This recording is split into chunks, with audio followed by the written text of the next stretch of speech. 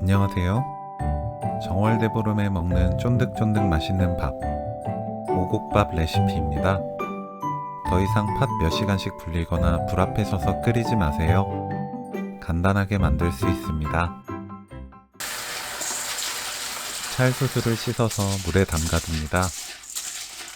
3-4시간 정도 담가두시면 돼요. 찰수수가 잘 부르면 그때 팥을 익히시면 돼요.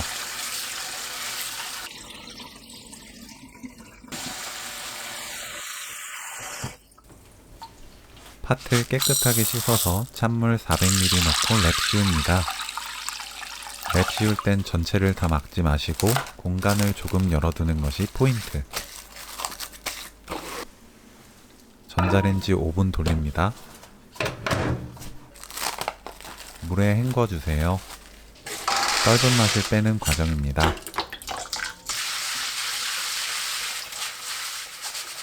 씻은 팥에 뜨거운 물 500ml 넣고 랩 씌워주세요.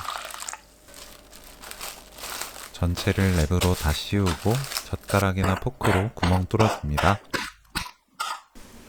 전자레인지 20분 돌립니다.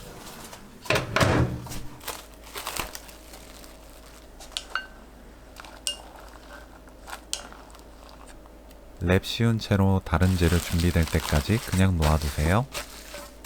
찹쌀 500g, 차조 100g, 기장 100g을 4-5번 씻어줍니다.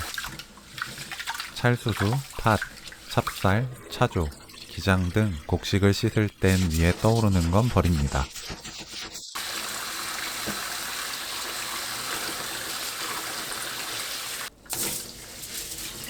씻어서 체에 받쳐두세요. 불린 찰수수를 씻어서 체에 받쳐둡니다.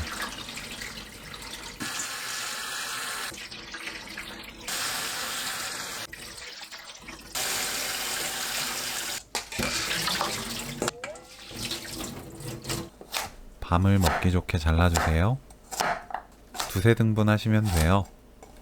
너무 작은 밤은 그대로 넣어도 좋습니다. 삶은 팥을 체에 거릅니다. 팥 삶은 물은 절대 버리지 않아요.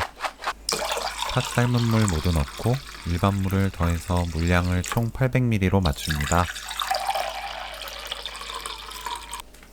고운 소금 3분의 2큰술 넣고 녹여주세요. 씻어둔 찹쌀, 차조, 기장, 찰수수 넣고 골고루 섞어줍니다.